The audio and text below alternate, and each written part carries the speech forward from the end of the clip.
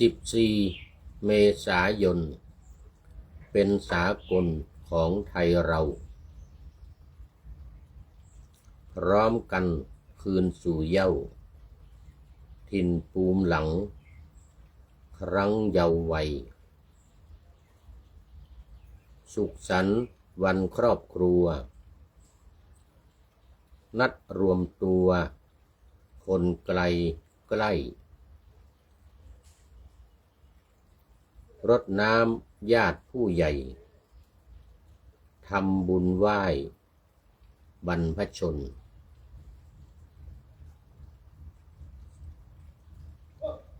รวมหมู่อยู่พร้อมหน้าร่วมเฮฮาปีละหนยากดีมั่งมีจนเราทุกคนคือครอบครัวตาปู่หมู่ยายย่าเราบูชาไว้เหนือหัวลูกหลานอยู่กันทั่วทุกท้องถิ่นแผ่นดินไทย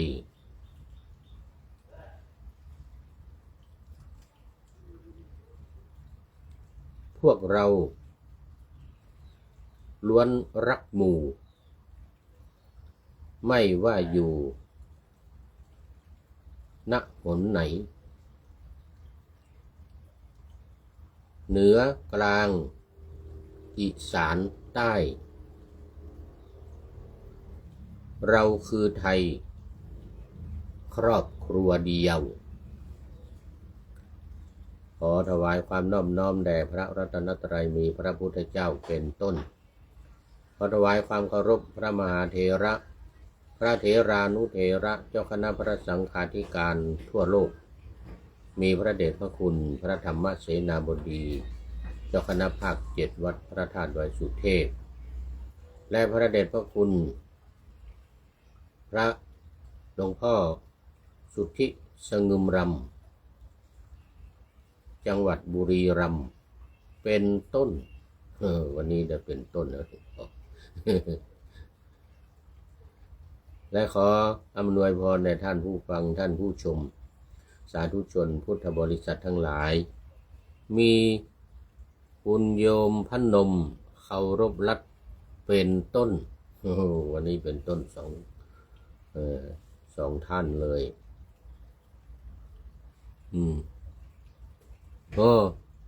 และพี่เนติแก้วเคนเป็นต้นวันนี้FC เข้ามากันแต่หัวรุ่งเลยวันนี้เรียกว่าไก่ไม่ทันโหสุริโยยังไม่จับขอบฟ้าปะหน้าธรรมาสยังไม่เสร็จเข้ามากันเยอะแยะเลยคงเป็นเพราะว่าวันนี้เป็นวันหยุดอยู่บ้านอยู่ช่องกันหมดเลยทีนี้ไม่ไปกันไหนคือพี่เนติด้วย พี่เนติเกี้ยวเคนด้วยวันนี้วันที่14เป็นวันสงกรานต์เริ่มมาตั้งแต่เมื่อวานแล้ววันที่13วันมหาสงกรานต์วันนี้ตามปกติเป็นวันเนานะเนี่ยเป็นวันเนาคือวันที่ระหว่างกลางวันพรุ่งนี้จะเป็นวันขึ้นปีใหม่เมื่อวานนี้เป็นวันมหาสงกรานต์วันนี้เป็นวันเนาคือวันหยุดอยู่ไม่ไปไหนแต่ถ้าทางภาคเหนือนี่จะค่อนข้างแย่หน่อยนะแต่เขาจะหมายถึงวันเน่าเน่าคือเน่าเฟะเน่าเหม็นนะพี่เนติบอกว่ากราบนมัสการครูอาจารย์ขอน้อมใจถวายความเคารพเนื่องในเทศกาล สงกรานต์ครับโอ้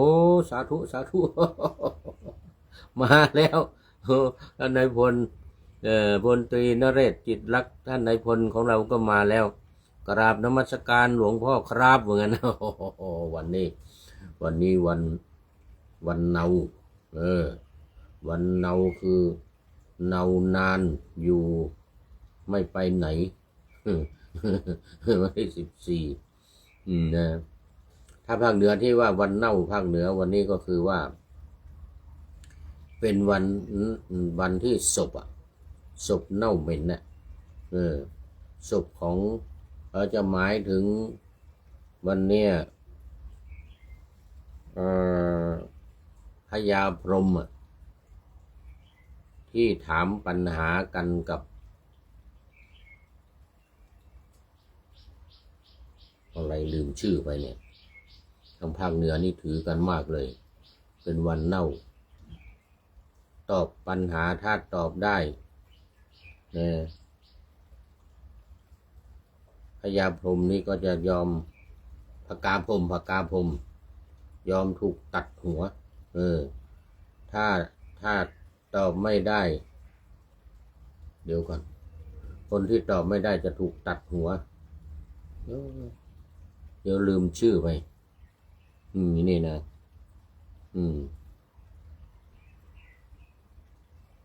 ท่านนายพลบอกว่าวันนี้กระผมไปทำบุญทักษิณานุปทานบรรพบุรุษที่อำเภอเสนาอยุธยาโอ้วันนี้ไปทำบุญให้บรรพบุรุษนะที่ภาคเหนือนี่ก็เหมือนกัน13 14 15นี่นะว่า1ไปถวายทำบุญตาลขันเข้าทำบุญที่วัดถวายอุทิศส่วนกุศลไปให้คนนั้นคนนี้ผู้ที่ตายไปแล้วก็2ไปทำบุญให้พ่อกับแม่ที่ยังไม่ตายนะอันนี้จะเอาเอาสิ่งของเสื้อผ้านะซื้อเสื้อซื้อผ้าใหม่นี่นะไปทำบุญให้กับพ่อกับแม่นะที่อยู่ที่บ้านเนี่ยนะเราเรียกว่าไปตานให้พ่อแม่ซื้อเสื้อผ้าใหม่ไปให้พ่อให้แม่เป็นวันนี่เมื่อกี้นี่บทประพันธ์มีจั่วหน้าขึ้นต้นเลยว่าเป็นวันครอบครัววันนี้นะคืนสู่เหย้าเป็นวันครอบครัววันที่14นี่นะของไทยเราเป็นวันครอบครัวแต่ท่านนายพลก็ไปทำบุญอุทิศส่วนกุศลให้บรรพบุรุษนะที่อำเภอเสนากลับไปเมื่อวันซืนกลับไปที่จากพระนครศรีอยุธยาวันนี้ก็ยังอยู่พระนครศรีอยุธยานี่วันนี้วันที่14นะ15ก็คงยังอยู่ปีนี้สงกรานต์อยู่ที่ไม่รู้ว่าเล่นน้ำกันหรือเปล่าเนี่ยอยุธยานี่นะอำเภอเสนาอยุธยามีเล่นน้ำกันหรือเปล่าถ้าตามประเพณีก็ไปทำบุญแล้วก็ไปทำบุญให้พ่อแม่นะกลับไปสู่บ้านวันครอบครัวซื้อเสื้อใหม่ผ้าใหม่นี่นะไปทำบุญให้พ่อให้แม่แล้วก็รดน้ำดำหัวรดน้ำดำหัวแต่ดำหัวนี่จะเป็นวันที่16 17เป็นต้นไปนู่น16 17ทางวัดก็เหมือนกันไปดำหัวครูบาอาจารย์เลยนะวันที่16 17ในตำนานวันสงกรานต์ผู้ที่ถามปัญหาเรื่องราศีคือเท้ากบิลพรหมว่าผิดไปเมื่อกี้นี่ว่ากบินว่า ปากกาพรมผิดเป็นกบิลพรหมโอ้ท่านนายพลจำได้แม่นนะโดยถามธรรมบาลกุมารนี่นึกชื่อไม่ออกเมื่อกี้เนี่ยธรรมบาลกุมารเป็นเด็กอัจฉริยะนะเพื่อทดสอบปัญญาโดยมีคำตอบที่ธรรมบาลกุมารได้ยินจากนกอินทรีผัวเมียบนต้นไม้ถูกต้องธรรมบาลนี่ตอบคิดไม่ออกว่าจะตอบยังไงก็เลยไปอยู่ใต้ต้นไม้หมดอะไรตายอยากไปอยู่ใต้ต้นไม้เดี๋ยวพอดีก็มีนกอินทรีเนี่ยนะนกอินทรีเนี่ยนกแร้งทางภาคเหนือนี่คืออีแร้งนะนกแร้งนี่นะนกอินทรีเนี่ยไปอยู่บนสองผัวเมียนกอินทรีสองผัวเมียเนี่ยนะถามกันว่าวันพรุ่งนี้จะไปหากินที่ไหนจะไปหากินซากศพที่ไหนวะนะกินซากศพที่ไหนดีบอกฝ่ายนกตัวผู้บอกว่าไม่ต้องกลัววันพรุ่งนี้เราจะได้ไปกินศพของธรรมบาลกุมารตอบปัญหาไม่ได้ว่างั้นนะตอบปัญหาของอะไรพรหมกบิลพรหมไม่ได้จะถูกตัดคอเราก็ไปกินสิว่างั้นนะไปกินศพของธรรมบาลกุมารท่านนายพลบอกว่าสาดน้ำกันสาดน้ำกันเต็มถนนครับว่างั้นนะโอ้โหรถติดมากครับสาดน้ำกันเต็มถนนเล่นน้ำเหมือนกันนี่อยุธยาก็เล่นน้ำเหมือนกันกรุงเทพก็มีถนนข้าวสารนะถนนข้าวสารนู่นทางวัดที่ท่านนายพลบวชสมัยก่อนน่ะวัดอะไรที่บางลำพูจากบางลำพูวัดที่ท่านนายพลอยู่เดี๋ยวก่อนนั่นน่ะถนนข้าวสารอยู่ตรงนั้นน่ะ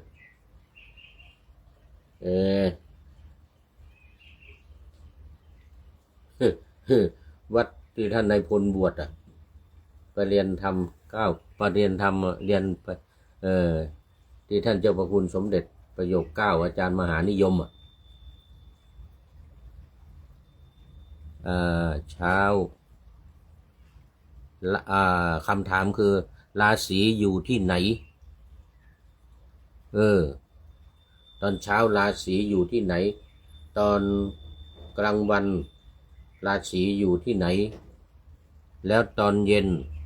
ราศีอยู่ที่ไหนนี่เป็นคำถามของกบิลพรหมถามธรรมบาลถามธรรมบาลตอบไม่ได้นึกไม่ออกวัดชนะสงครามโอ้นึกอยู่นะวัดอะไรอยู่วัดชนะสงครามถนนข้าวสารนะถนนข้าวสารอยู่แถวนั้นน่ะวัดชนะสงครามนะมันรู้สึกว่าจะต่อจากวัดบวรไปนะวัดบวรแล้วก็จากวัดบวรไปทางสนามหลวงนั่นเขาเรียกว่าถนนข้าวสารนั่นนะแต่วัดชนะสงครามเนี่ยจะอยู่อีกถนนหนึ่งถนนข้าวสารนี่อยู่ต่อจากวัดบวรไปออกไปทางสนามหลวงนั่นนะในวัดชนะสงครามอยู่แถวนั้นในบริเวณใกล้ๆกันธรรมบาลตอบไม่ได้ก็ไปนอนใต้ต้นไม้ได้ยินนกอินทรีสองตัวถามผัวเมียถามกัน แล้วเมียก็เลยถามต่อ เลยถามว่าคำถามมันคืออะไรนะนกตัวผู้นกตัวผู้นกอินทรีตัวผู้ก็ตอบว่าคำถามมันก็คือว่าตอนเช้าเนี่ยราศีอยู่ที่ไหนตอนกลางวันราศีอยู่ที่ไหนแล้วตอนเย็นราศีอยู่ที่ไหนนี่เน่าแน่วันพรุ่งนี้ธรรมบาลเน่าแน่ ตอบไม่ได้เมียก็ถามว่าแล้วมันอยู่ที่ไหนวะงั้นน่ะนกตัวเมียน่ะนกตัวเมียก็ถามนกตัวผู้นกตัวผู้ก็ทุกคุณตอบได้ไหมวะงั้นน่ะนกตัวผู้ว่าง่ายนิดเดียววะงั้นน่ะนกตัวผู้น่ะก็ตอบว่าตอนเช้าก็ราศีอยู่ไหนไหนท่านนายพลว่าอยู่ไหนราศีอยู่ที่หน้าว่างั้นนะคนจึงล้างหน้าในเวลาเช้านี่ท่านนายพลเก่งตอนเช้าราศีอยู่หน้าเงินทำไมอ่ะเพราะว่าคนตื่นมาก็ต้องล้างหน้าว่างั้นนะตอนเช้าเนี่ยตื่นมาต้องล้างหน้าแล้วตอนกลางวันราศีอยู่ไหนตอนกลางวันตอนเที่ยงวันนี่นะราศีอยู่ที่อกราศีอยู่ที่อกว่างั้นนะคนจึงประพรมน้ำหรือเครื่องน้ำหอมที่หน้าอกตอนกลางวันตอนเที่ยงวันเนี่ยราศีอยู่ที่หน้าอกนกตัวผู้ตอบให้นกตัวเมียฟังธรรมบาลอยู่ใต้ต้นอยู่ใต้ต้นไม้นั้นพอดี ธรรมบาลนี่นะนี่ไปอยู่ใต้ต้นไม้พอดีเลยหมดอะไรตายอยากแล้วไม่รู้แล้วตอนเย็นน่ะตอนเย็นราศีอยู่ที่ไหนนกตัวเมียถามนกตัวผู้นะนกตัวผู้ก็ตอบว่าตอนเย็นตอนค่ำเลยนะราศีอยู่ที่เท้าว่างั้นเพราะว่าคนไปไหนมาจึงล้างเท้าตอนเย็นน่ะต้องล้างเท้าเข้าบ้านไปทำการทำงานหรือไปที่ไหนมาเหมือนกันนะธรรมบาลอยู่ใต้ต้นไม้ก็ลุกขึ้นเต้นผาง ชอบใจธรรมบาลธรรมบาลถึงหมดอะไรตายอยากแล้วไม่ตอบไม่ได้แล้วยอมตายแล้วพรุ่งนี้เราตายแน่เหมือนกันนะเลยหนีออกจากบ้านแล้วไปอยู่ใต้ต้นไม้อย่างว่าเนี่ยโชคดีได้ยินนก2 ตัวคุยกันนกตัวผู้กับนกตัวเมียคุยกันนกอินทรีเนี่ยนะแต่ทางภาคเหนือนี่ว่านกแรงนะอีแรงอีแรง อีแรงมีหวังได้กินธรรมบาลแน่เหมือนกันนะธรรมบาลได้ยินก็โอ้ตื่นเช้ามาก็แต่งตัวไปตอบคำถามเนี่ยวันที่14เนี่ยวันครอบครัววันเน่าเนี่ยนะวันเน่าทางภาคกลางเรียกว่าวันเน่าทางภาคเหนือเรียกว่าวันเน่าวันที่14เนี่ยธรรมบาลจะเน่าแน่แล้วว่าเราจะได้ไปกินศพธรรมบาลก็ไปตอบคำถามเท้ากบิลพรหมมาสิพอตอบกบิลพรหมเสร็จกบิลพรหมก็ต้องถูกตัดหัวเลยทีเนี้ยถูกตัดหัวกบิลพรหมถูกตัดหัวคราวนี้มีลูกสาวกบิลพรหมนี่มีลูกสาวอยู่7 คน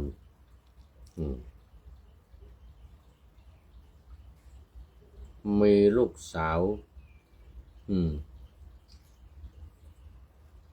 มารับไปหัว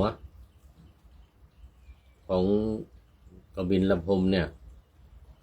คือมันเป็นอย่างนี้นี่เดี๋ยวจะเล่าให้ฟังท่านนายพลก็ไม่เขียนมาอีก ท่านนายพลก็ไม่เขียนมานี่ไม่เป็นไรเล่าให้ฟังคือหัวของกบิลพรหมเนี่ยตกไม่ได้เรื่องของเรื่องมันนะตอนนี้ถูกตัดแน่นอนนะเพราะว่าแพ้ธรรมบาลตอบได้ ธรรมดาธรรมบาลไปได้ยินนกคุยกันที่ต้นไม้มาเมื่อวาน เมื่อเมื่อคืนเนี่ยนะเมื่อคืนที่ผ่านมาเนี่ยนะธรรมบาลหมดอะไรตายอยากได้ไปนอนอยู่ใต้ต้นไม้นะได้ยินนกคุยกันก็มาตอบวันนี้กบิลพรหมแพ้จะถูกตัดหัวแต่หัวของกบิลพรหมเนี่ยตกไม่ได้ถ้าตกไปอยู่ในน้ำก็น้ำแห้งถ้าตกไปอยู่บนแผ่นดินน่ะทำไมตกไปอยู่ที่ไหนถ้าตกไปอยู่บนน้ำก็จะน้ำจะแห้งตกไปบนแผ่นดินก็ไฟจะลุกไหม้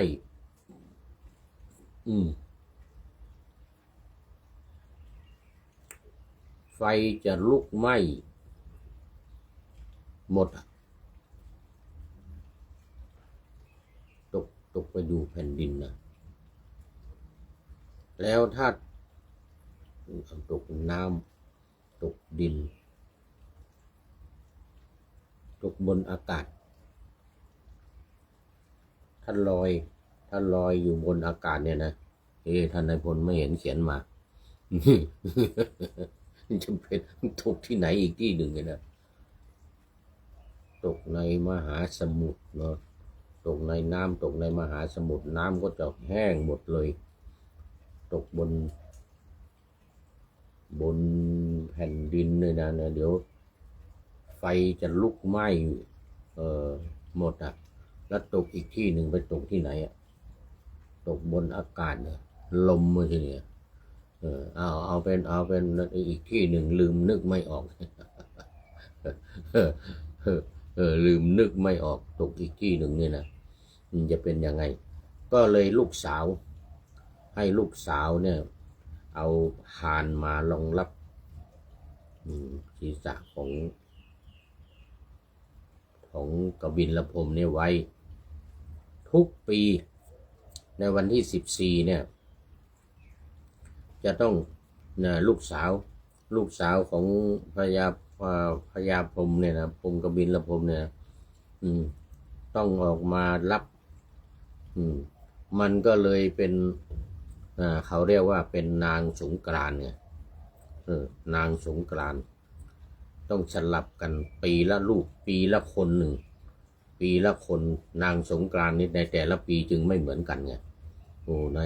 นางสงกรานต์นี่นะแต่ละปีจะไม่เหมือนกันเขาจะมาแห่นางสงกรานต์กันในแต่ละปีเนี่ยบางปีเป็นคนนี้จะขี่ม้าบางคนนี้จะขี่แพะหรือบางทีคนนี้จะขี่วัวนางสงกรานต์แต่ละปีนี่จะไม่เหมือนกันนะบางทีขี่เสือ7 คนน่ะ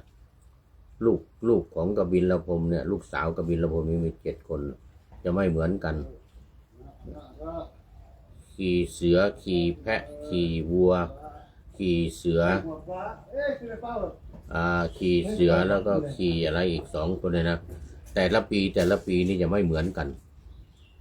เพราะนั้นนางสงกรานต์แต่ละปีเนี่ยปีไหนขี่เสือเนาะปีไหนขี่แพะปีไหนขี่วัวปีไหนขี่ไก่หรือปีไหนขี่อะไรนะ7 วันเนี่ยไม่เหมือนกันแต่ละปีเนี่ยนางสงกรานต์จะไม่เหมือนกันคือเป็นลูกของกบิลพรหมลูกสาวของกบิลพรหมเนี่ยนะ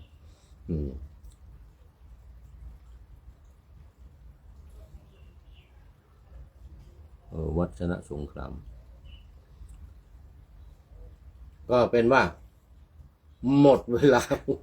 ดูไปดูมายังไม่หมดเวลายังเหลือเวลาอีก5 นาทีก็เป็นว่าเท้ากบิลพรหมเนี่ยหัวของกบิลพรหมนี่ตกไม่ได้นะตกไม่ได้ตกน้ำก็น้ำจะแห้งตกลงในแผ่นดินนี่ก็เดี๋ยวก็ไฟจะลุกไหม้นะไฟจะลุกไหม้หมดเลยนะก็เลยต้องในแต่ละปีเนี่ยลูกสาวของกบิลพรหมเนี่ยต้องออกมา เอาพานมารับศีรษะหัวของกบิลพรหมเนี่ยทุกปีนะต้องออกมารับหัวไว้ในวันที่14นี่แหละวันที่14เนี่ยนะวันเน่าเนี่ยนะหัวของกบิลพรหมเนี่ยนะถูกตัดคอส่วนลำตัวก็เน่าหมูแรงหมูกาก็มากินซากศพของกบิลพรหมเนี่ยแต่หัวเท่านั้นแหละต้องตัดเก็บไว้พอวันนี้ต้องเอาออกมาแห่ให้ลูกสาวนางเรียกว่านางสงกรานต์เอามาแห่ในแต่ละปีเนี่ยปีหนึ่งก็มาแห่ครั้งหนึ่งพอแห่เสร็จเรียบร้อยแล้วก็เอากลับไปอยู่เอากลับไปเก็บไว้ในถ้ำเอาไปเก็บไว้อย่างดีเอาไปเก็บไว้ในถ้ำไม่ได้เอาไปตุกที่ไหนไม่ได้เดี๋ยวไฟจะไหม้เดี๋ยวน้ำจะท่วม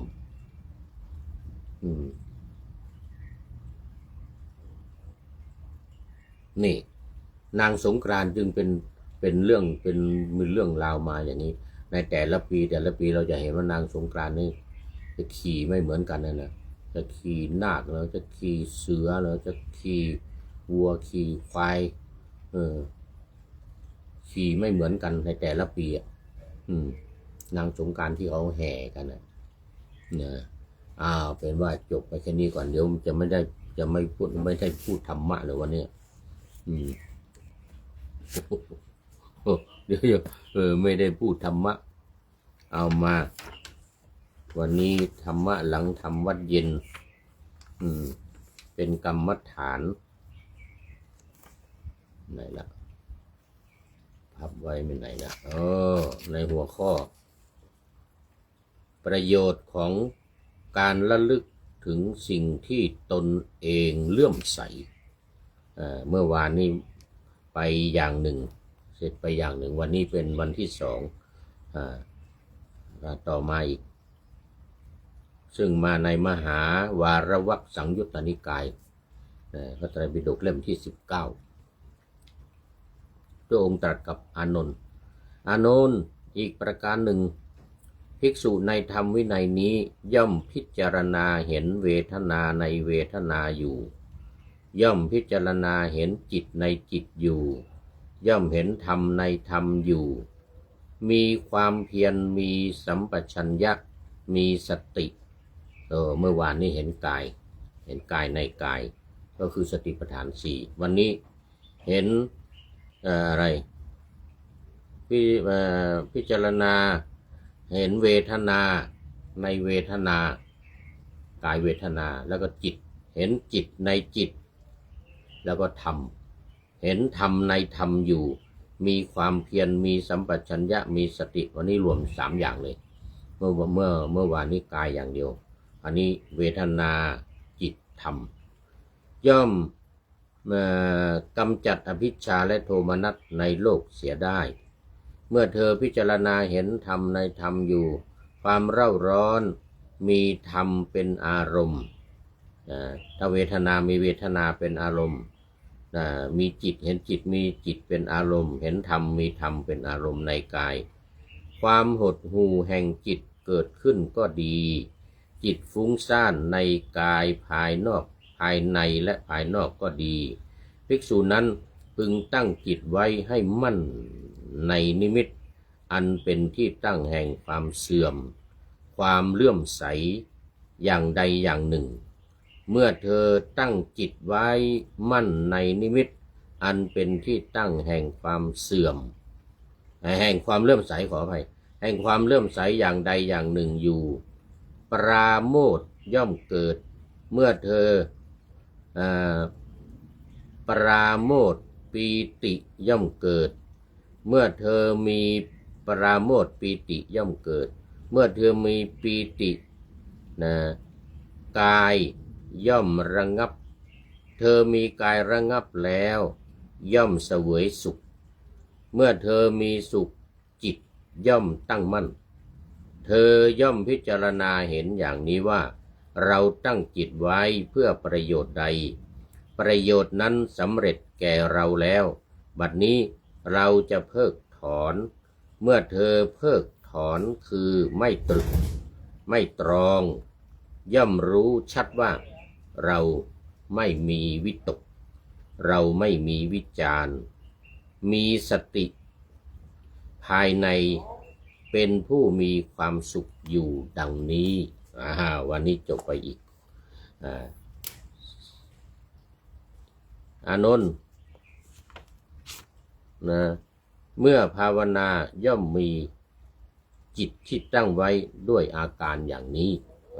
นี่คือเวทนาจิตธรรมคือมีจิตตั้งมั่นอยู่ในเมื่อวานนี้กายนะวันนี้เวทนาจิตธรรมเมื่อมีจิตเป็นไปในเวทนาในจิตและในธรรมจิตย่อมตั้งมั่นนะมีสติแล้วก็มีความสุขอันนี้ก็คือประโยชน์ของการระลึกถึงสิ่งที่ตัวเองเลื่อมใสนะวันนี้มีอยู่3อย่างนะเมื่อวานนี้เลื่อมใสอยู่จิตที่เป็นไปในกายวันนี้เวทนาจิตและธรรมกายเวทนาจิตธรรม4อย่างจิตย่อมตั้งมั่นและมีความสุขนะ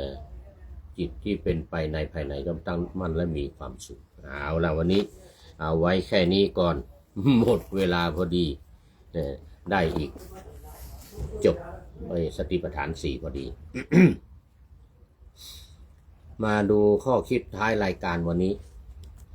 ข้อคิดท้ายรายการวันนี้ได้จากผู้ใดหนอแลไพโรจน์ปิยวงศ์วานิชโมทนา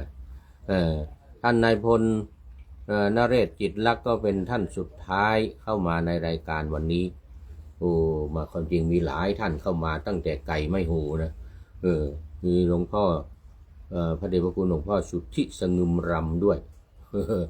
แล้วก็หลายท่านผ่านมาแล้วนะเข้ามาตั้งแต่ต้นได้เป็นต้นร่วมกับพระเดชพระคุณหลวงพ่อแล้วก็มีพี่เนติ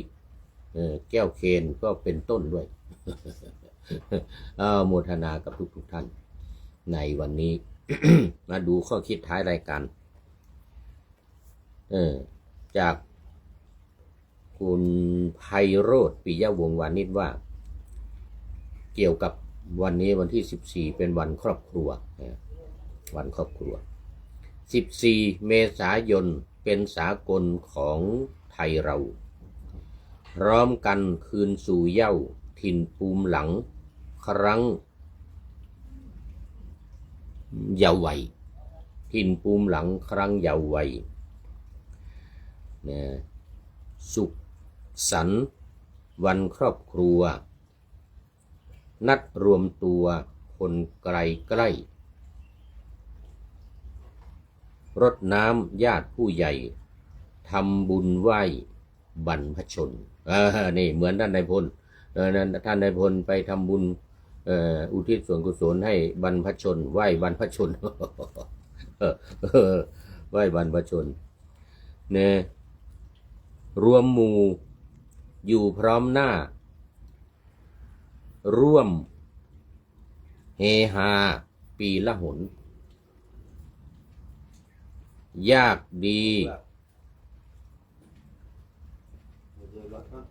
เดี๋ยวก่อนยากดีมีและจนเรามีหรือจนเราทุกคนคือครอบครัววันครอบครัววันนี้ตาปู่หมู่ยายย่าเราบูชาไว้เหนือหัวลูกหลาน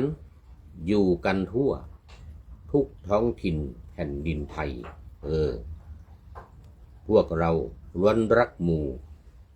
ไม่ว่าอยู่ณหนไหนเหนือกลางอีสานใต้เราคือไทยครอบครัวเดียวเราคือไทยครอบครัวเดียว โอ้นี่ก็ขอบคุณไพโรจน์ปิยวงศ์วานิชไว้ณที่นี้เป็นอย่างยิ่งที่ได้ให้ข้อคิดเกี่ยวกับวันครอบครัวในวันนี้ขออำลาพระราชจากผู้ชมฟังที่เดินยืนนั่งนอนฟังทั้งหลายขอให้มีความสุขใจและกายสดชื่นสบายไปตลอดกาลนำเอาธรรมะไปปฏิบัติเพื่อให้กำจัดทุกข์ใหญ่ภัยพานคนเกิดตายในวัฏสงสารบรรลุนิพพานทุกท่านกันเทอญขอเจริญพร